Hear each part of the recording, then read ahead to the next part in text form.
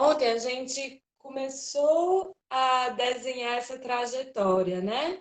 Da definição, a gente percorreu a trajetória do SUS desde antes da Constituição Federal até chegarmos na Política Nacional de Assistência Social de 2004, que é uma trajetória que eu defini como pré-Constituição Federal, classificada como filantropia, e entre a Constituição Federal e a Política Nacional de Assistência de definir o direito.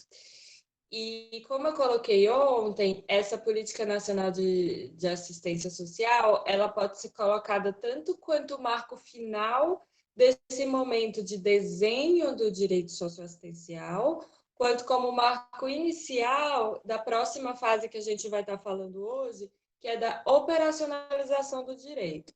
Após falar um pouquinho sobre a operacionalização do direito, não um pouquinho, que vai ser o centro da aula, mas após abordar essa parte da operacionalização, a gente pode conversar um pouco sobre a reivindicação desse direito, né? A possibilidade de judicialização.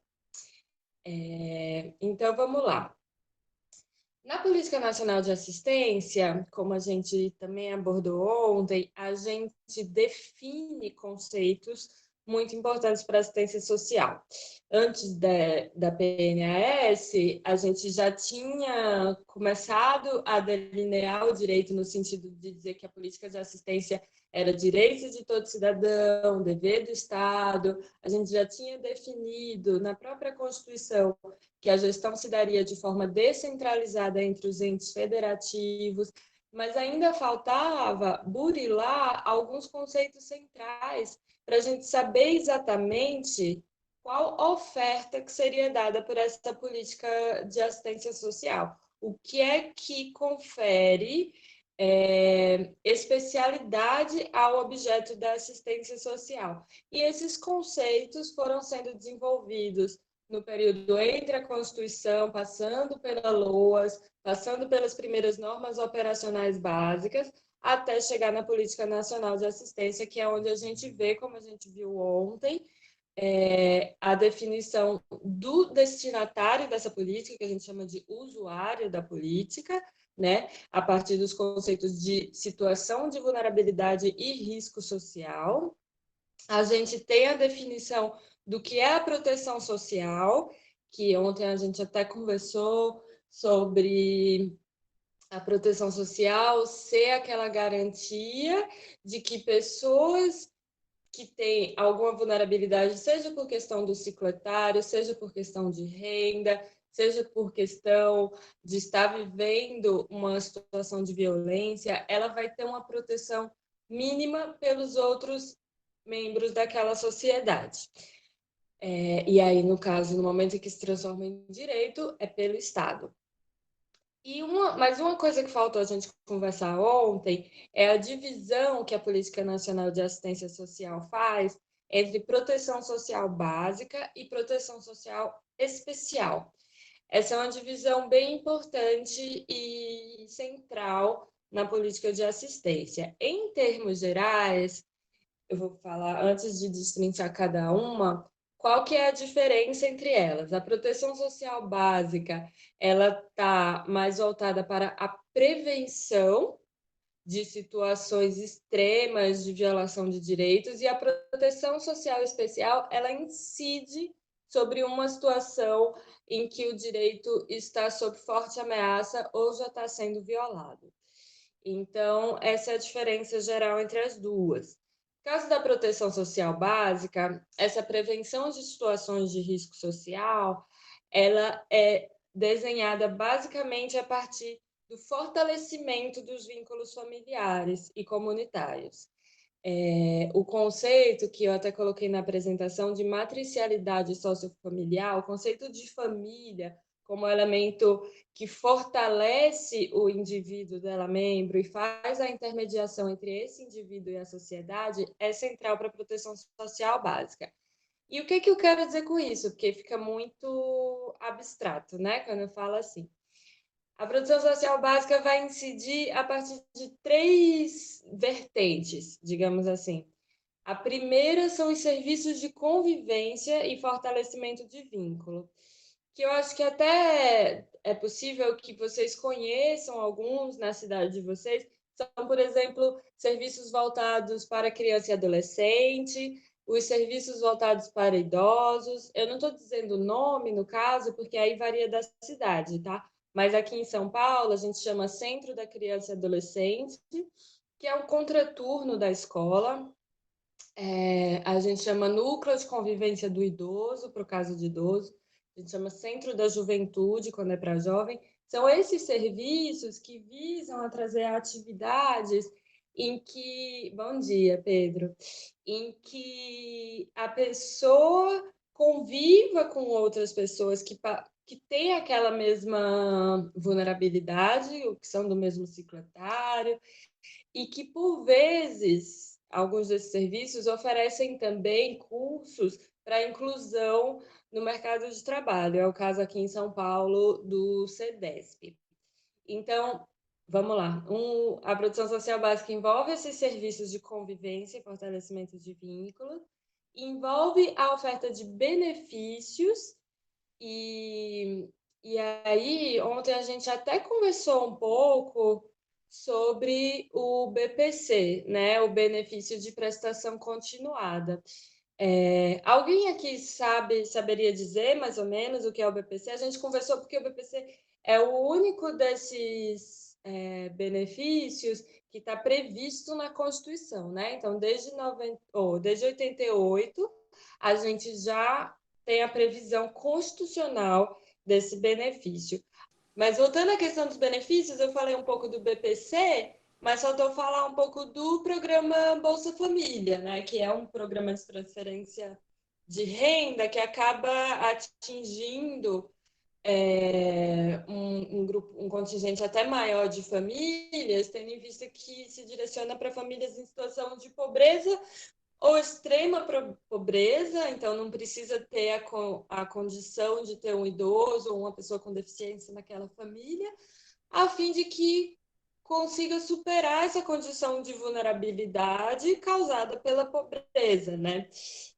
Eu até imprimi aqui quais são os valores, porque eu não sabia decorado.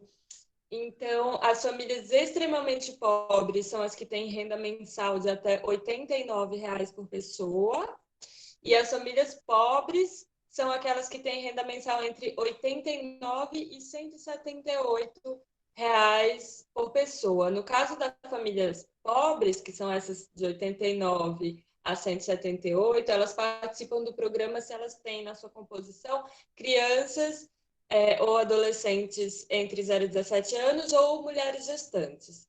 Então, muitas vezes se fala do Bolsa Família, colocando como algo que seria um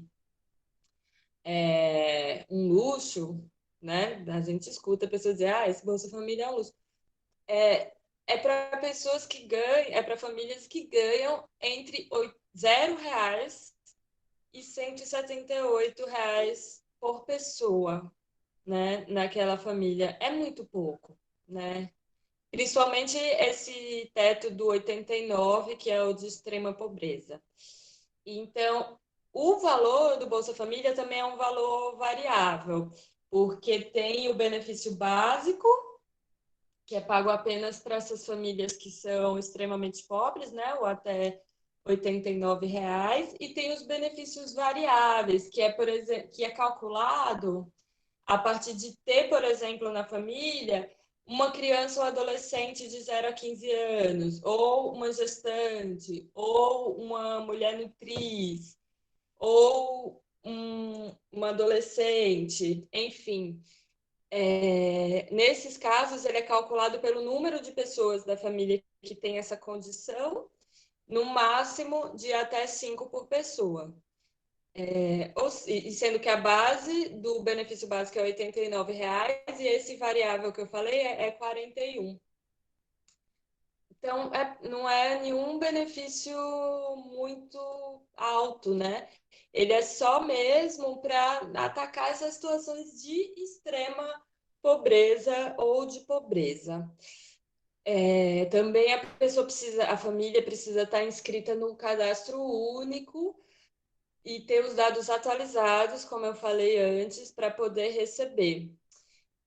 A questão do Bolsa Família, para além dessa, é que o Bolsa Família tem algumas condicionalidades. O que é que são essas condicionalidades? São a necessidade, e aí para o caso das famílias que têm crianças e ou adolescentes, né? Elas têm uma condicionalidade de saúde, que é a vacinação, e no caso de mulheres que estão grávidas, o acompanhamento pré-natal, que é uma política bem importante da saúde, e de educação, que é estar matriculada na escola e estar com a frequência escolar determinada, verificada. Eu não me lembro exatamente qual que é essa frequência escolar, mas é na base de uns 75%, 80%. Então, essas são as condicionalidades do Bolsa Família.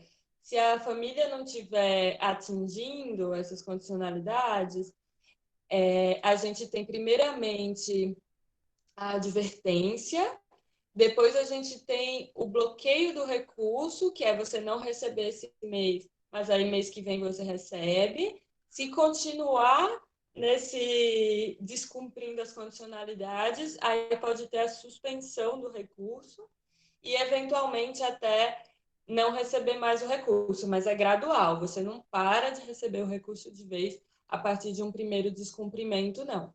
E a função do CRAS, voltando aqui para a nossa apresentação, o CRAS é o Centro de Referência de Assistência Social, né? E ele está dentro dessa proteção social básica. Uma das funções do CRAS é justamente fazer o acompanhamento dessas famílias que recebem o Bolsa Família, se elas estão cumprindo com essas condicionalidades. Isso não significa que ela vá na casa da família perguntar, mas ela recebe, os CRAS recebem uma base do Ministério da Cidadania que trazem os dados sobre esses cumprimentos das condicionalidades. Para além disso, o CRAS, vamos lá, é importante a gente pensar que esse desenho que é colocado aqui pela Política Nacional de Assistência, ele envolve tanto explicar mais, destrinchar mais sobre os benefícios, mas principalmente explicar mais sobre como os serviços socioassistenciais eles estarão desenhados, sejam eles prestados diretamente pelo Estado, pelo poder público, ou indiretamente por entidades parceiras, e também a necessidade de centros de referência de assistência social, que esses são necessariamente estatais. Esses são equipamentos diretos. E os centros de referência, ele tem essa função de articular num determinado território toda a rede socioassistencial de proteção, seja fazendo atendimento direto ao munícipe, e aí esse atendimento é chamado de PAIF, Plano de Acompanhamento Individual e as Famílias. O PAIF, ele faz esse atendimento direto às famílias, inclusive perguntando, escrevendo-as no CAD único, no cadastro único, e perguntando sobre, verificando, melhor dizendo, a necessidade daquela família de receber um programa de transferência de renda. Além disso, o CRAS ele faz essa articulação com as outras políticas no território, tá? Então, vamos lá. A gente está falando até agora, desde o início da aula, da proteção social básica, se bem que a gente falou bastante de Cracolândia no meio, e a Cracolândia é justamente o outro grupo que é o da proteção social especial. Proteção social básica é basicamente, como eu falei antes, para famílias que têm ou essa vulnerabilidade de renda, ou tem, por exemplo, junto com a vulnerabilidade de renda, idosos que precisam de uma proteção maior que a família não está conseguindo dar. Então, a gente faz o quê? A gente coloca esse idoso para conviver num núcleo de convivência do idoso, ou tem crianças, sendo que a família não tem condição de ter uma babá, nem de ficar com a criança todo dia, pois precisa trabalhar. Então, a assistência tem o centro para criança e adolescente, em que essa criança fica enquanto os pais estão no trabalho e recebem oferta de alimentação, que é extremamente importante para a segurança alimentar dessas famílias, mas também de atividades socioeducativas. Enfim, esse é o público do CRAS. E qual que é o público do CRAS e, no geral, da proteção social básica? E qual que é o público da proteção social especial? É justamente o que a gente estava falando antes da Cracolândia, por exemplo. Mas não necessariamente, tá? A gente vai falar de outros públicos também. São pessoas que já se encontram numa situação de risco pessoal ou social. Elas já estão na iminência de terem direitos violados ou já estão tendo seus direitos violados. Então, por exemplo, pessoas em situação de rua. Uma pessoa que está numa situação de rua, que já não está se alimentando devidamente, morando devidamente, ela já está numa situação de risco pessoal nesse momento. Uma pessoa que faz uso abusivo de álcool e drogas e está na rua, igualmente, né? Ou ainda mais. Mas também uma mulher, e aí essa mulher, ela não necessariamente é uma mulher que está numa situação de pobreza, ela pode ser uma mulher rica, mas que sofre violência doméstica, que sofre uma violência de gênero qualquer. Essa mulher, e por vezes que tem filhos em casa que assistem àquela violência ou que também sofrem aquela violência, essas pessoas também são público da proteção social especial, porque elas estão tendo essa violação de direitos. Outras situações de violação de direitos, um idoso que está numa situação de abandono pela família. Esse idoso vai precisar ser acolhido. Então, ele também é público da proteção social especial. A proteção social especial, ela tem esse acompanhamento individual, de atendimento mesmo psicológico, socioassistencial,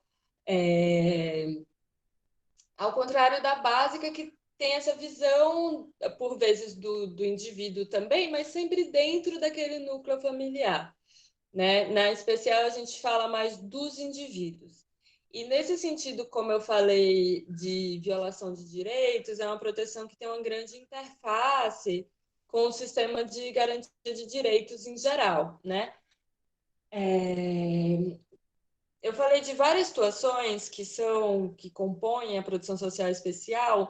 É importante dividi-las, e a própria PNS divide, em média e alta complexidade. O que é isso? A produção social especial de média complexidade são pessoas que estão na iminência de ou sofrendo violação de direitos, que estão em situação de risco social, mas que não necessitam de acolhimento. Por exemplo, ou não querem acolhimento. Por exemplo, uma mulher em situação de violência, mas que quer continuar dentro de casa ou que saiu de casa, da casa com o marido, está vivendo com a família, com a mãe, em outra casa, e ela frequenta um centro de defesa e convivência da mulher, onde ela vai para aprender sobre seus direitos, para ser encaminhada, por exemplo, para a defensoria pública ou para a própria polícia, onde ela tem atividades de convivência, mas ela não precisa ser acolhida. Agora, uma mulher que precisa sair de casa porque está sofrendo uma situação de violência, só que ela não tem para onde ir, aí ela vai para um serviço nosso de alta complexidade, que lhe garante também o acolhimento, seja as nossas casas de passagem, que é um acolhimento por um tempo definido, seja no caso de mulheres que estão de fato sofrendo risco e precisam, não tem outro lugar para ir, elas vão para um centro de acolhida sigiloso. É outro serviço que a gente oferta para mulheres vítimas de violência, que aí é com endereço sigiloso, a gente não divulga, o CREAS faz um encaminhamento dessa mulher e ela tem que ficar lá um tempo meio apartada mesmo, para a gente, dos vínculos que ela tinha antes, para a gente conseguir tirá-la dessa situação de risco tão grave, assim, tão acentuada. A alta complexidade é também nossos serviços de acolhimento para criança e adolescente, quando eles não estão mais sob a guarda familiar. Para esses serviços de acolhimento para criança e adolescente é necessária uma decisão judicial, né? A alta complexidade tem também. Bom, esses SAICAs, como eu falei, Serviço de Acolhimento para Criança e Adolescente, eles são os antigos orfanatos, né? A gente não fala mais em orfanatos hoje, a gente fala desses serviços. A gente tem também os antigos asilos, que são as ILPIs, que a Beatriz até mencionou antes, que são as instituições de longa permanência para idosos. São os idosos que não têm, cuja família não tem condição ou não tem mais vínculo com a família e que precisam de acolhimento de longa permanência, quando eles não têm mais autonomia para exercer suas atividades diárias mesmo. Bom, são uma série de serviços, temos alguns outros, todos eles vinculados ao CREAS, que é o espelho do CRAS, digamos assim, mas na proteção social especial.